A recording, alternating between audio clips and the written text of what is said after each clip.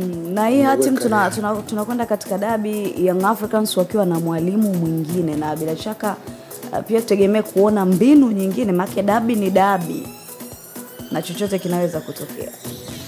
Yeah, of course. Unajua hata Fadlu nafikiri atakuwa analijua hilo kwamba kwenye mchezo wa mwanzo alikutana na Gamondi ambaye mbinu zake ni tofauti kabisa na za Hamdi, na uzuri ni kwamba ameshapata kumuona katika mechi za kutosha, kwa hiyo anajua nini cha kutarajia. Sifikiri kama kutakuwa kuna surprise kubwa hapo, lakini ukiniuliza mimi ili nitalizungumza kwa niaba ya timu zote mbili.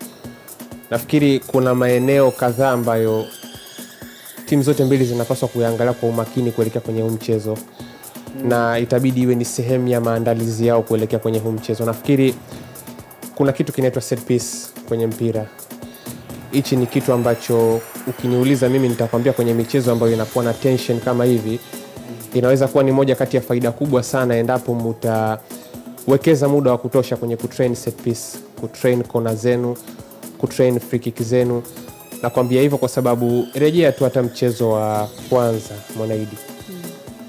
Mazingira mpaka goli linakwenda kupatikana Kijili anajifunga, ilikuwa ni free kick ile ilipatikana. Ikapigwa, Kamara akaipangua, then ikatokea fujo pale golini, Max akaurudisha tena kwenye mstari wa goli, akajikuta anajifunga Kijili. Lakini rejea hata mchezo mwingine mkubwa wa Azam na Simba. Simba walipata miongoni mwa magoli yao kutokana na mpira wa kutenga ambao walifunga Hamza. Rejea mchezo mwingine wa Singida. Hapa nakupa compilation ya mechi kubwa.